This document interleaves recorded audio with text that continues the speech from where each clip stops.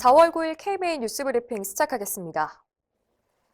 코로나19 신규 확진자가 700명대로 올라섰습니다. 중앙방역대책본부에 따르면 어제 하루 동안 환자 700명이 발생했는데 이는 지난 1월 7일 이후 91일 만에 최다 기록입니다. 누적 사망자는 총 1,758명입니다. 지난해 11월 중순부터 이어진 3차 대유행이 진정되기도 전에 전국적으로 산발적 감염이 속출하면서 4차 유행이 본격화하는 양상입니다. 사회적 거리두기 2.5단계 조건인 하루 확진자 400명을 넘어선 지 벌써 한 달이 됐지만 정부는 기존 방침을 고수하고 있습니다. 오늘 아침 정세균 국무총리는 수도권 거리두기 2단계와 5인 이상 모임 금지를 3주간 유지한다고 발표했습니다.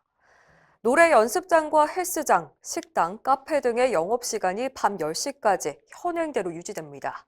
수도권의 지역도 1.5단계가 유지됩니다. 정부가 배포한 코로나19 예방접종 지침서에 문제가 많다는 지적이 나오고 있습니다. 지난 3월 말에 재배포된 지침서는 200쪽이 넘는 방대한 분량인데 전문가 감수 없이 급하게 만든 흔적이 역력하다는 비판입니다. 예를 들면 이상 반응 관찰 시 주의사항으로 스트레스성 기절이란 용어를 쓰고 있는데 미주신경 실신이 정확한 용어입니다. 이상 반응 관찰 기간과 관련해선 앞에서는 특정 기간을 정의할 수 없다라고 해놓고 뒷부분엔 반드시 30분간 관찰하라고 돼 있어서 앞뒤가 맞질 않습니다. 냉장고에 다른 백신과 함께 보관하면 안 된다는 부분은 논란이 한 번 됐었는데도 여전히 포함되어 있습니다.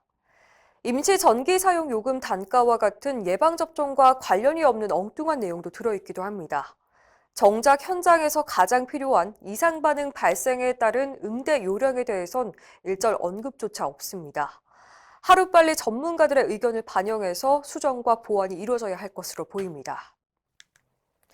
의원급 의료기관의 비급여 진료 내역을 의무적으로 보고토록 한 정부 방침에 대해서 지역 의사회의 반발이 이어지고 있습니다. 전라북도 의사회는 어제 성명을 내고 심평원이 비급여 자료를 수집하는 것은 행정권의 남용일 뿐만 아니라 의료기관을 통제하기 위한 거라고 지적했습니다.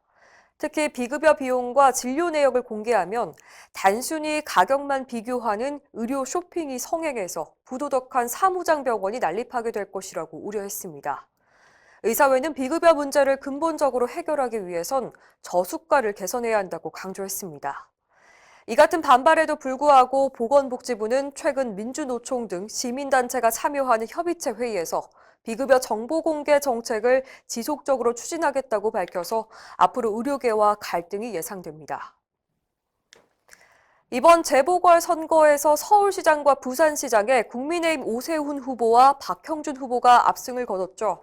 두 사람 모두 스마트 헬스케어를 공약으로 내걸고 당선이 돼서 눈길을 끕니다.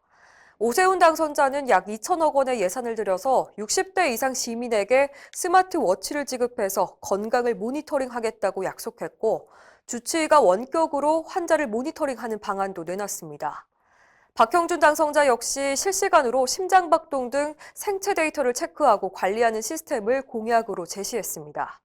두 후보들의 이런 공약들은 그동안 의료계가 강력하게 반대해온 원격 의료와 관련이 있어서 주목되고 있습니다. 분만을 한 의료기관이 신생아 출생 신고를 의무적으로 하게 하는 법안이 등장했습니다. 최근 여야 의원들이 국회에 제출한 가족관계 등록법 개정안은 의사가 출생 증명서를 작성해서 관할 지자체에 제출하도록 규정하고 있습니다. 이에 대해서 대한의사협회는 의료기관이 출생 정보를 행정기관에 송부하는 것은 개인정보 보호와 관련해서 문제가 발생할 수 있다고 지적했고 출생 신고를 기피하는 산모들의 음성적인 출산이 늘게 될 거라고 우려했습니다.